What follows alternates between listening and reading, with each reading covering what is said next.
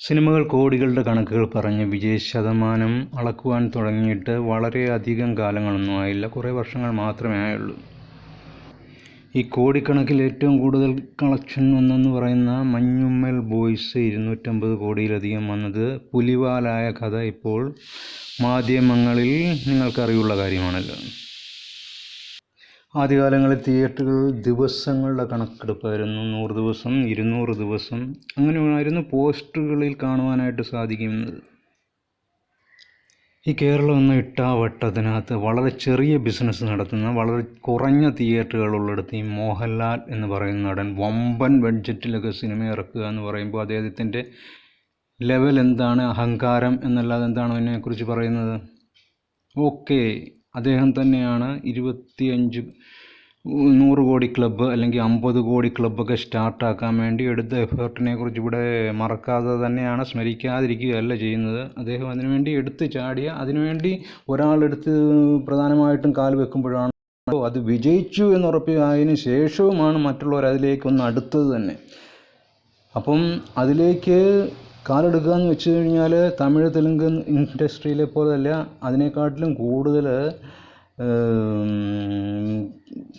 നികുതിയും സർക്കാർ ഈടാക്കുന്ന, എന്നാൽ വളരെയധികം തിയേറ്റർ കുറഞ്ഞതുമായിട്ടുള്ള സ്ഥലമാണ് കേരളം. അവിടെ ഇത്രത്തോളം കോടികൾ മുടക്കാനോ അല്ലെങ്കിൽ ഇത്രത്തോളം വലിയ സിനിമകളിലേക്ക് ഇറങ്ങാനോ, വലിയ സിനിമകളിലേക്ക് ഇറങ്ങി അത് പരാജയപ്പെട്ടു പോയി കഴിഞ്ഞാൽ ഭയങ്കര ക്ഷീണമാണ്. അതാണ് മോഹൻലാലിന് സംഭവിക്കുന്നതായിട്ടുള്ള കാര്യങ്ങൾ.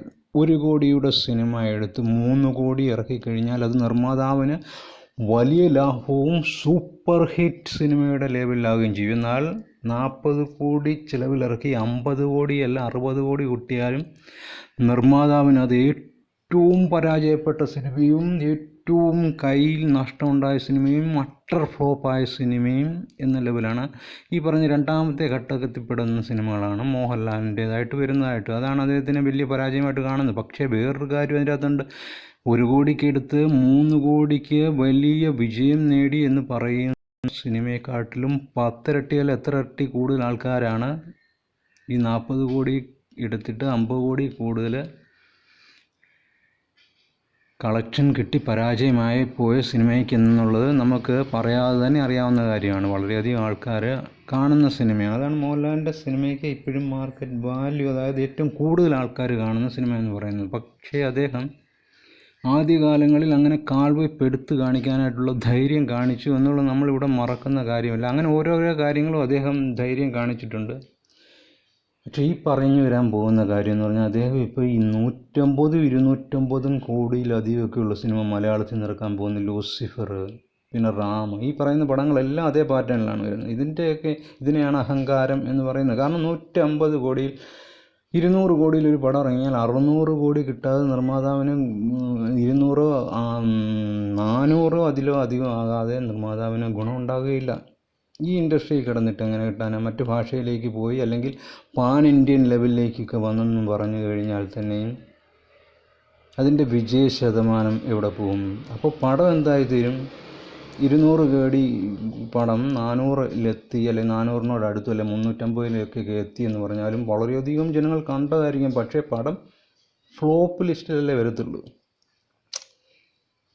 ഇത്രത്തോളം വലിയൊരു റിസ്ക് പിന്നെ അദ്ദേഹം എടുക്കുകയാണ്. അങ്ങനെ പല പല റിസ്കുകൾ അദ്ദേഹം എടുത്തെടുത്ത് വിജയിപ്പിക്കുകയും പലയിടത്ത് തോൽക്കുകയും ചെയ്തു. തോറ്റ കാര്യങ്ങളാണ് ഈ അടുത്തിടെയായിട്ട് അദ്ദേഹത്തെ വിമർശിക്കുന്നതിൻ്റെ കാര്യം. പക്ഷേ അദ്ദേഹം അങ്ങനെ എന്തെങ്കിലും വിജയിപ്പിച്ചെടുത്താൽ മാത്രമേ അതിൻ്റെ പുറകെ വേറൊരാൾ അത് വിജയിച്ചു എന്നറിഞ്ഞതിന് ശേഷം മാത്രമേ ധൈര്യം വിട്ട് അതിലേക്ക് പോകുന്നതും കാണാം. പിന്നെ ഇപ്പോയിട്ട് വരുന്ന പല സിനിമകളും കോടി കണക്കിലേക്ക് എത്തുന്ന കാഴ്ചയാണല്ലോ കാണുന്നത്.